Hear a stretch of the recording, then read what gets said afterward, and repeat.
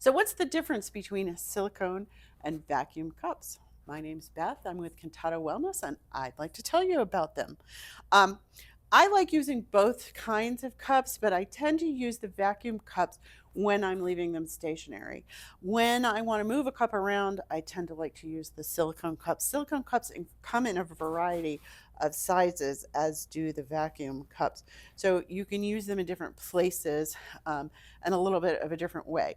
The silicone, the vacuum cup, sorry, the vacuum cup does need a gun to utilize, and then to release that, you're going to just go ahead and pull up on this pin. The silicone cups you can move around. So once you've had some suction going, you can actually move these. So if you've got a swath of tight tissue, you can move these cups along that space. These types of cups are really helpful, especially for light therapists who are nervous about deeper work. Moving these cups can mimic deeper work without you having to really go deeper on your client. Now, once you've moved them around, you might want to leave them in a different spot. We're going to move this one a little bit too. And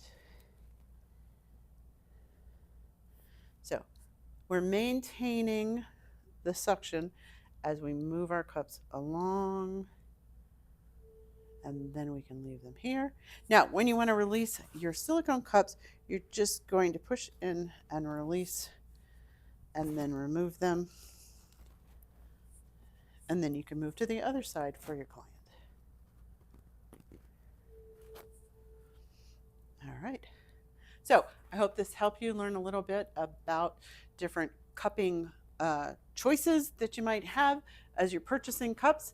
And this is Beth with Technique Tuesday. I'll see you next week.